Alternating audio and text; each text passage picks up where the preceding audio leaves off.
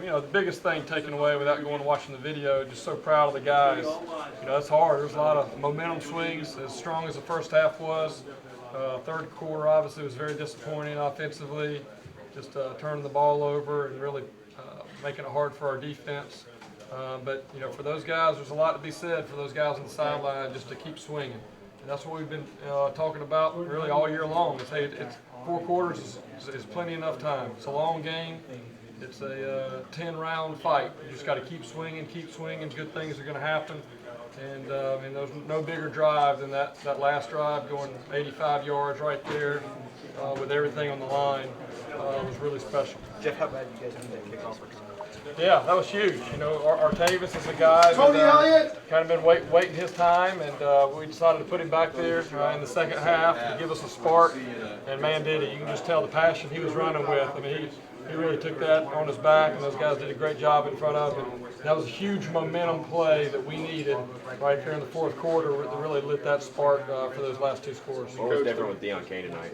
Yeah, he made the most of his opportunities. And, we've known Deion's a talented guy, and he's been improving in practice. And really, big thing we've been saying is as soon as he can make a couple plays in a game, then I think his confidence just takes over. And, those 2 big plays he made early in the game, I think at one point he had about 3 plays and 2 touchdowns.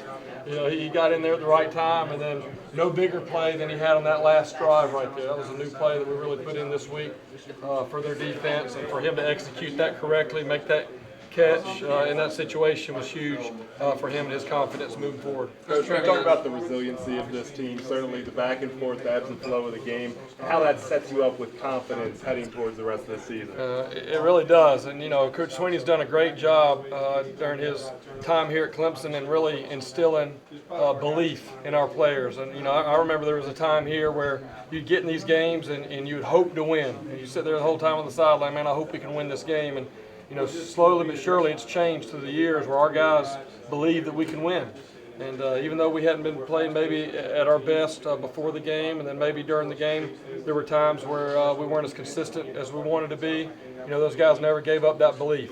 They believed in each other that we could go get it done, and that's what it really is. It's mental more than physical at that point in the game. Talk about the resiliency of Deshaun, too, just coming in the last drive. I thought that was that was huge. A lot of times you get in a situation where maybe you miss some throws or your guys drop a few balls in key situations, and then you get down and don't respond well. But that's who Deshaun is. He's a winner. He can talk about all the different things and the stats and all those things, but I think this group's won, maybe 22 of the last 23. And he's a winner, and great perseverance, great job coming back in the fourth quarter and doing what it takes to lead his team to victory. Are you and Tony still learning how to manage? Because Georgia Tech, same deal, where you get a nice halftime lead. Do you still learn how to manage the second half, both from play calling? Yeah, I felt like coming in, the guys were ready. I thought we had a good plan going back out there. Really what it comes down to, Ray, ball goes through his hands, interception.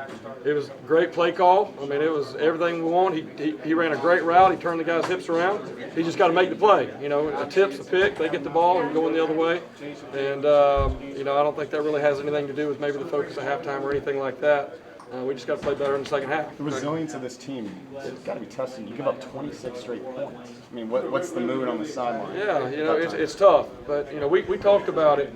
We've learned, and I made some comments about some other games last week around college football where teams had big leads at halftime, and then, the group comes back and wins in the second half. And the point I was making to the guys before the game was, it could be us up big at half, and we can't let that go, and then it could be the other way. Maybe they're up big at half, but we got 4 quarters, and we scored one of those drives we had right before halftime was in 35 seconds or something, somewhere around that. And so if you can score in 35 seconds, you can score in 3 minutes. And I think that's the confidence that our guys have. And we don't want to keep making it that difficult. But hey, you got to give them a lot of credit. That was a heck of a defense we played. They were very physical. A lot of juniors and seniors.